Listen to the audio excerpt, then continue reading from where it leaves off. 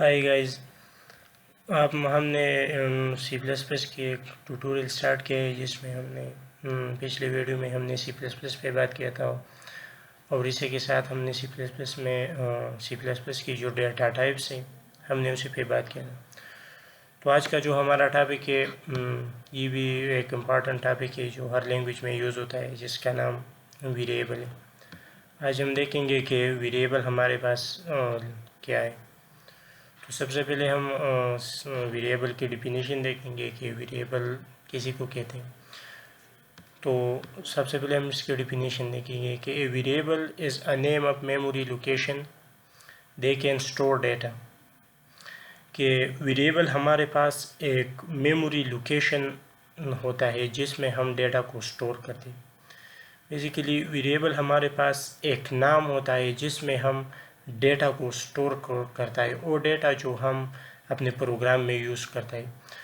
जब भी हम अपने प्रोग्राम में डेटा को यूज़ करेंगे तो उस डेटा को स्टोर करने के लिए सबसे पहले हम उसे एक वेरिएबल में स्टोर करें। तो उस वेरिएबल को हम एक नाम कहता है, नेम, जिसमें हम डेटा को स्टोर करते हैं। तो वो वेरिएबल की जो नाम होता है वो हम कोई भी नाम दे सकते हैं। आप अपनी मर्ज़ी से एक नाम दे सकते हैं जिसमें हम उस डेटा को स्टोर करेंगे जो डेटा आप चाहते हैं। तो इधर हमने लिखा है कि variable is a name of memory location.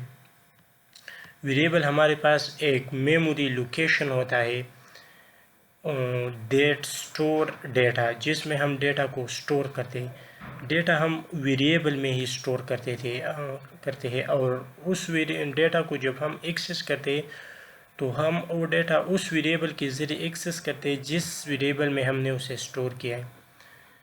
और variable name is always started in capital alphabets. लेकिन वेरिएबल की जो नेम होता है वो नेम हमेशा के लिए हमारे पास अल्फ़ाबेट से स्टार्ट होता है।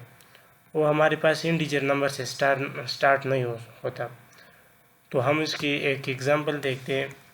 जब हम प्रोग्रामिंग स्टार्ट करेंगे सी प्लस प्लस में तो इसमें हम प्रैक्टिकली देखेंगे, लेकिन इधर हम इसके आपको एक रिव्यू देता है कि हमारे पास डेटा टाइप्स होता है और इस डेटा टाइप्स के बाद हम एक नेम को डिक्लेयर करता है जिसको वेरिएबल कहते हैं। तो मैं इसको नम नेम देता हूँ और इसके बाद जो हम इसमें वैल्यू को स्टोर करते हैं तो ये वैल्यू जो हमने यहाँ पर दिया है ये वैल्यू हमारे पास इस नम में स्टोर होता है।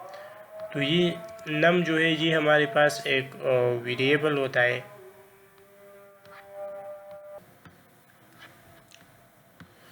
तो जब हम डेटा को स्टोर करते हैं तो इसके लिए हमारे पास एक वेरिएबल की ज़रूरत होता है जिसमें हम इस डेटा को स्टोर करते हैं।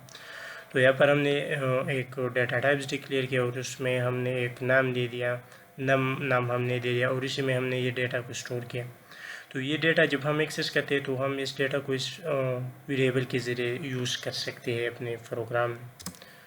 और इसके अलावा जो हमारे पास दूसरा है कि variable name is always started in alphabets. तो जब हम दूसरी एग्जांपल लेते हैं कि हमारे पास एक वेरिएबल है जिसमें हमने सबसे पहले ये वन लिख लिया और इसी में हमने डेटा को स्टोर किया। तो ये हमारे पास गलत है क्योंकि हम वेरिएबल को इंटीजर से स्टार्ट नहीं करें। हम वेरिएबल को हमेशा के लिए स्टार्ट करेंगे अल्फ़ाबेट से। इसके अलावा हम इसको अंडरस्कोर दे सकते हैं। हम इसको अंडरस्कोर दे देंगे तो फिर ये हमारे पास सही है, अंडरस्कोर हम यूज़ कर सकते हैं। तो वेरिएबल इसी को कहते हैं जिसमें हम अपना डेटा को स्टोर करते हैं और इस वेरिएबल के ज़रिए हम इस डेटा को एक्सेस करेंगे अपने प्रोग्राम में। तो और दूसरी बात इसमें ये है कि जिस टाइप के आपके डेटा टाइप्स होगा उसी टाइप के आपको डेटा डालना होगा। तो हम यहाँ पर एक दूसरे डेटा टाइप्स लेते हैं जिसको हम स्ट्रिंग नाम देते हैं। स्ट्रिंग भी हमारे पास एक डेटा टाइप्स है जिसमें हम डेटा को स्टोर करते हैं, लेकिन जब हम स्ट्रिंग में हम अल्फ़ाबेट्स वैल्यू हम स्टोर कर सकते हैं। तो जब हम स्ट्रिंग में डेटा को स्टोर करते हैं तो इसके लिए हमारे पास डबल कोटेशन की ज़रूरत होता है और जब हम इसमें डेटा स्टोर करते हैं तो हम डबल कोटेशन में लेते हैं। जिसको मैं एक नंबर देता हूँ, ये हमने इसमें वैल्यू स्टोर किया। तो इसके बाद हम इसको यहाँ पर वेरिएबल देंगे कि हम इस को क्या नाम देते हैं। तो मैं इसको ए देता हूँ। ये हमारे पास ये ए जो हमने लिख लिया ये हमारे पास वेरिएबल है गया और ये हमारे पास वैल्यू है। इसको हम लेटरल्स भी कह सकते हैं, लेकिन ये हम आने वाली वीडियो में पढ़ेंगे। अब हम सिर्फ वेरिएबल की बात करते हैं कि वेरिएबल हमारे पास क्या है और ये हमारे पास इसके डेटा टाइप्स हैं। तो जिस किस्म के डेटा टाइप्स होगा आपके पास, इसी किस्म के आप इसमें डाटा स्टोर कर सकते हैं। इसमें आप इंटीजर डाटा को स्टोर नहीं कर सकते। अगर आप यहाँ पर इंटीजर डालते हैं तो ये आप स्टोर नहीं कर सकते। तो हमने देख लिया कि वेरिएबल हमारे पास क्या है। इसके बाद वेरिएबल के हमारे पास दो टाइप्स हैं। वेरिएबल की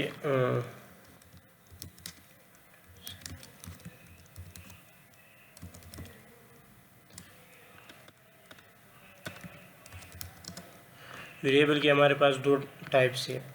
एक हमारे पास है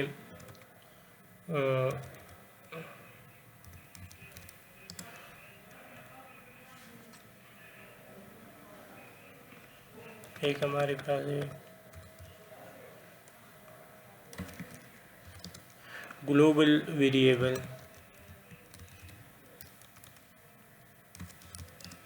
और दूसरा हमारे पास है लोकल वेरिएबल। तो ग्लोबल वेरिएबल हमारे पास वो वेरिएबल होता है जिसको हम सारे प्रोग्राम में यूज़ कर सकते हैं और लोकल वेरिएबल हमारे पास वो वेरिएबल होता है कि जिस फंक्शन में लोकल वेरिएबल डिक्लेयर की जाती है उसी फंक्शन में सिर्फ इसको यूज़ कर सकते हैं। फंक्शन हमारे पास प्रोग्रामिंग में एक मेथड होता है कि हम यहाँ पर एक सिंपल ही लेते हैं। ये हम आगे प्रैक्टिकली देखेंगे, लेकिन सिर्फ आपको समझाने के लिए हम इधर लेते हैं और इस फंक्शन को हम नेम देते हैं टेस्ट।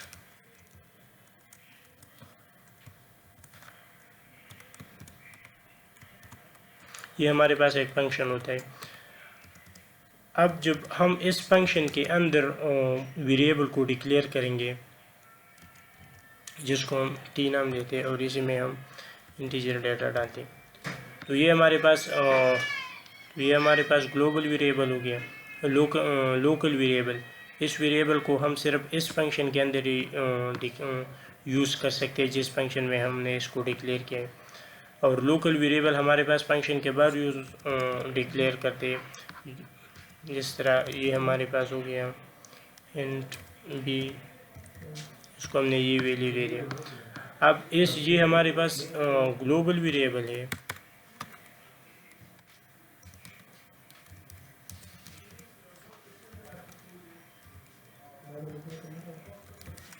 और ये हमारे पास लोकल वेरिएबल है।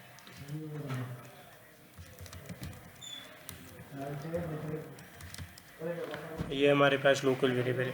तो लोकल वेरिएबल हम सिर्फ अपने जो फंक्शन के अंदर यूज़ कर सकते हैं जिस फंक्शन में हमने इसको डिक्लेयर किया होगा। इस फंक्शन के बाद हम इसको यूज़ नहीं कर सकते। और ग्लोबल वेरिएबल हम सारे प्रोग्राम में यूज़ करते हैं।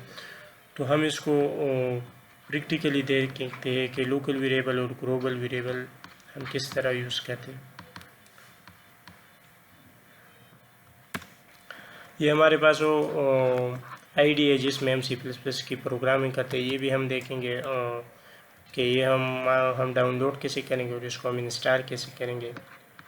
तो अब हम सिर्फ अपने वेरिएबल पे फोकस करते हैं कि वेरिएबल हमारे पास क्या होता है। तो यहाँ पर हम एक वेरिएबल को डिक्लेयर करते हैं इंट, इसको मैं नाम देता हूँ और इसको मैं वैल्यू असाइन करता हूँ ये 33। तो ये जो हमने वेरिएबल बनाया ये हमारे पास ग्लोबल वेरिएबल है, हम इसको सारे प्रोग्राम में यूज़ कर सकते हैं। और दूसरे हम एक फंक्शन लेते हैं जिसको मैं टेस्ट नाम देता हूँ। ये हमारे पास एक फंक्शन है।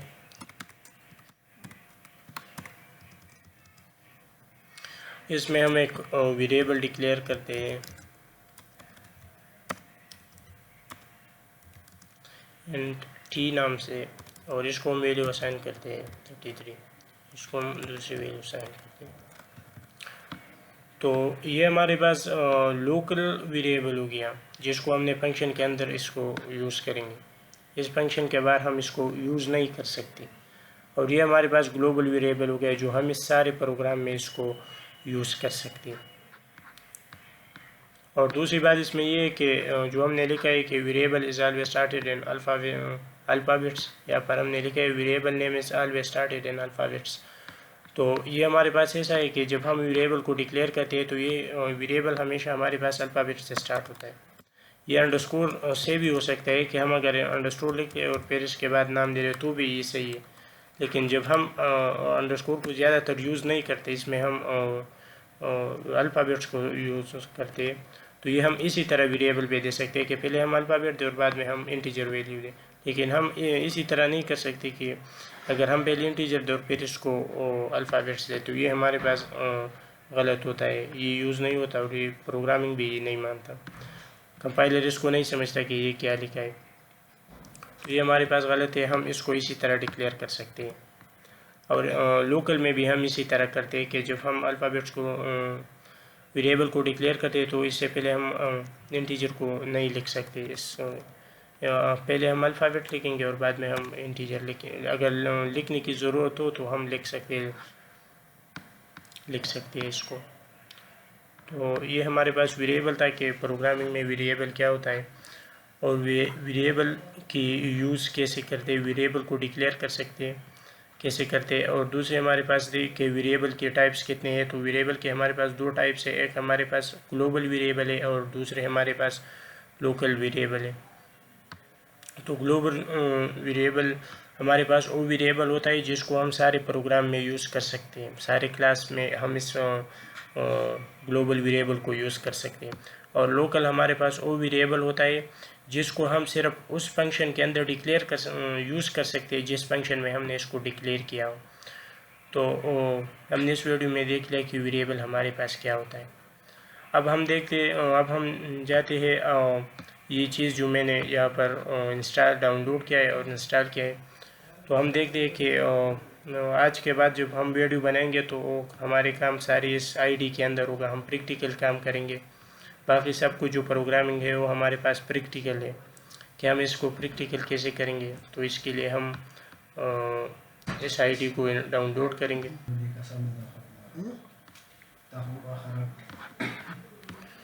तो आज हम देखेंगे कि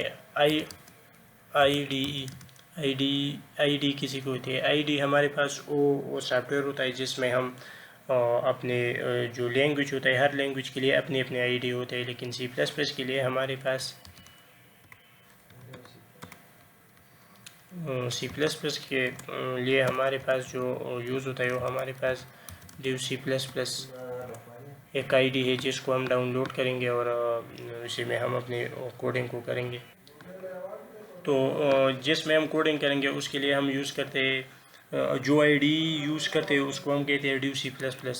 div आईडी की जो कंप्लीट नेम है वो हमारे पास है इंटीग्रेटेड डेवलपमेंट इन्वायरमेंट। तो जिसमें हम C++ की कोडिंग करेंगे तो सबसे पहले हम देखते हैं कि हम इसको डाउनलोड कैसे करेंगे। तो हम क्रोम में आ जाएंगे, क्रोम, और इसी में हम सर्च करेंगे यहाँ पर div C++ डाउनलोड।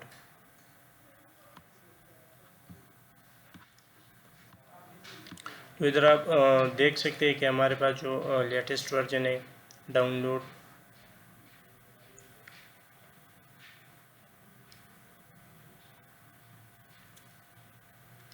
इसको हम यहाँ से डाउनलोड करेंगे। आप लोग डाउनलोड बटन पे क्लिक करेंगे।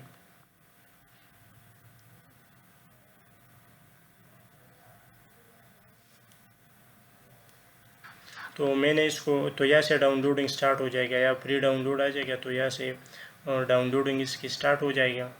तो मैंने इसको ऑलरेडी डाउनलोड किया है। सबसे पहले तो हम इसको डिलीट करते हैं, और इसके हम इंस्टॉलेशन देखेंगे कि हम इसको किस तरह डाउनलोड इंस्टॉल करेंगे। तो यहाँ से हम इसको डिलीट करते हैं और आप लोगों को इसकी इंस्टॉलेशन दिखाएंगे कि इसकी इंस्टॉलेशन हम किस तरह करते हैं।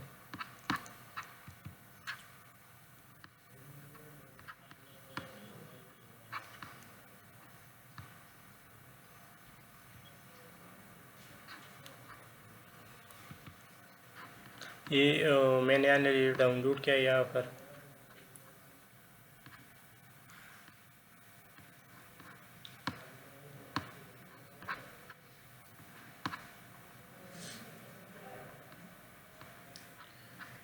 तो हम इस पर डबल क्लिक करेंगे और यहाँ से हम यस करेंगे। तो ये हमारे पास इनकी इंस्टॉलेशन प्रोसेस स्टार्ट हुआ।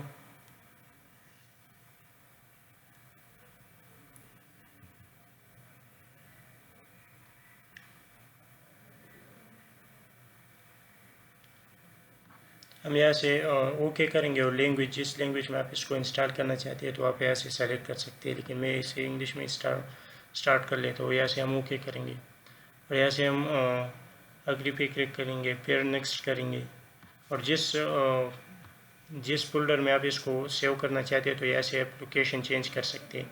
ब्राउज पे क्लिक करके इसकी लोकेशन को आप चेंज कर सकते हैं। और मैं इसको यहाँ से इसी फोल्डर में इंस्टॉल कर लेता हूँ। तो मैं इसको इंस्टॉलेशन पे क्लिक करूँ तो ये अब हमारे पास इसकी इंस्टॉलेशन की प्रोसेस स्टार्ट हुआ इसी सी फोल्डर में। तो आप देख सकते हैं इसकी हमारे पास इंस्टॉलेशन प्रोसेस ख़त्म हुआ। अब हम इस फिनिश पे क्लिक करेंगे तो ये सॉफ्टवेयर हमारे पास ओपन हो जाएगा। यहाँ पर हमारे पास डेस्कटॉप पे आ चुका है। तो हम इस पर क्लिक करेंगे।